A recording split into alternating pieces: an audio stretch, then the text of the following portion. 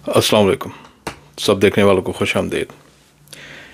Imran Khan बदस्तूर jail में हैं और इनकी कायम मकाम लीडरशिप इनकी गिरफ्तारी वाले दिन से लेकर आज तक या तो साथ छोड़ गए, या गायब हो गए, या मुखालफिन के साथ मिल गए। जो नज़रियाती थे, वफादार थे और निडर थे, वो जेल गए, मारें खाईं, या जिनकी जान को ख़तरा था वो मंजर आम से गायब हो गए, यानी अंडरग्राउंड हो गए, चाहे वो मर्द हैं या औरत हैं, हत्ता के बच्चे भी। वक्त गुजरता गया, एक के बाद एक कायम मकाम लीडर सामने आए, लेकिन सिवाय बयानबाजी के कुछ हाथ नहीं आया। यहाँ तक कि जो हजरात रेड लाइन कहते थकते नहीं थे, वक्त आने पर इसी रेड लाइन के पीछे जाके पनाह गुज़ीन हो गए। फिर इलेक्शन तक इंतज़ार करने की चूसनी अवाम को दी गई। अवाम ने सब्र का मुजाहरा करते हुए इलेक्शन तक इंतज़ार किया। तब तक इस जुल्म के निज़ाम ने उनसे उनकी पार्टी का इंतखाबी निशान छीना और वो हरबा आजमाया जिसमें उनके उम्मीदवार सामने ना आ सके।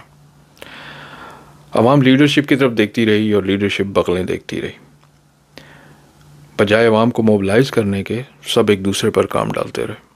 अवाम ने अपनी मदद आपके तहत PTI की सोशल मीडिया की मदद से इलेक्शन की मुहिम को मरबूत तरीके से चलाया। फिर इलेक्शन के दिन मुनज़्ज़म तरीके से वोट दिया, उसके नताइज आने तक पोलिंग स्टेशनों के बाहर इंतज़ार किया।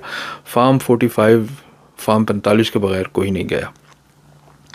आफरीन अवाम पर जिन्होंने मुश्किल काम अंजाम दिया और PTI के उम्मीदवारों को भारी अक्सरियत से जितवाया, यहाँ तक कि वो मिसाल सच साबित हुई कि अगर खान एक खंबे को भी वोट देता तो वो जीत जाता। लेकिन साथ ही आफरीन है PTI की कायम मकाम लीडरशिप पर कि बजाय इलेक्शन की शाम ही अपनी जीत का ऐलान करते, प्रेस कॉन्फ्रेंसेस करते, हर इलाके में अपने जीतने वाले उम्मीदवारों को अपनी फतह का ऐलान करने का कहते, प्रेस को बुलाकर आदाद और शुमार बताते, फॉर्म 45 को बतौर सबूत दिखाते, मीडिया पर इसकी तशहीर करवाते, ये लोग घरों को चले गए। अवाम को अपने वोट की हिफाजत करने का ये सिला दिया गया कि कंपनी ने बज़ोर ताकत उनसे इलेक्शन चुराया और कायम मकाम लीडरशिप उनके आगे लेट गई। अगर खान बाहर होता तो ये सब देखकर आराम से बैठा रहता, अवाम को आराम से सो जाने का मशवरा देता, बयानबाजी करता रहता या अदालतों में जाने की धमकियां देता।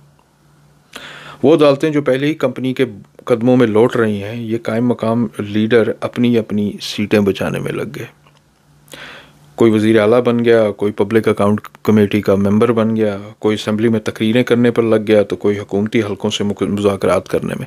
गर्ज़ कोई भी संजीदगी का मुज़ाहरा नहीं कर सका। फिर जब खान साहब से मुलाकात की इजाज़त हुई तो हर कोई खान साहब से मिलने को बेताब, बस अपना आप उनके मुतबादिल के तौर पर पेश करने को तैयार। अवाम को बेवकूफ़ बनाने की कोशिशें तेज़ तर हो गई इनकी तरफ से। खान साहब मुलाकात में कुछ हिदायत देते, ये लोग बाहर आके उसे अपने अल्फाज और अपनी मर्ज़ी का रंग दे देते और अपने हक़ में मोड़ने की कोशिश करते। ये ड्रामाबाजी बदस्तूर जारी है। शायद मैं जज्बात में आकर कुछ ज़्यादा ही बोल गया हूँ। आप लोगों का मुझसे मुत्तफ़िक होना ज़रूरी नहीं है, लेकिन अब वक्त आ गया है।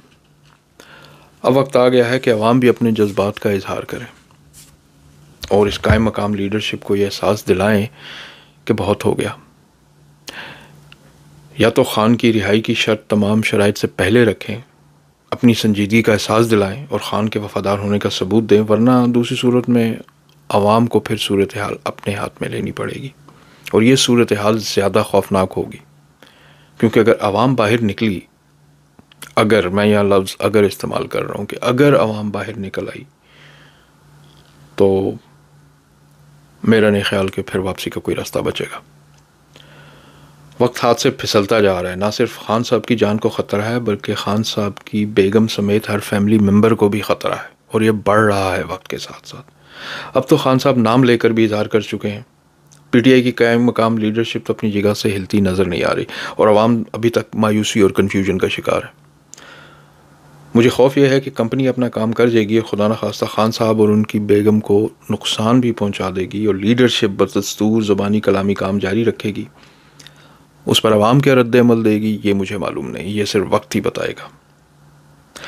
और अगर खान साहब ईद के बाद बाहर ना आ सके, मतलब बहुत हो गया, चलें 4 हफ्ते देता हूँ, ईद के बाद 4 हफ्ते तक अगर कुछ भी सामने ना आया, तो फिर अवाम को फ़ैसला करना होगा कि इन्हें 71 के साने से भी बड़ा सानहा देखना है یا پھر اپنی طاقت کا مظاہرہ کرتے ہوئے خان کی رہائی کو یقینی بنانا ہے۔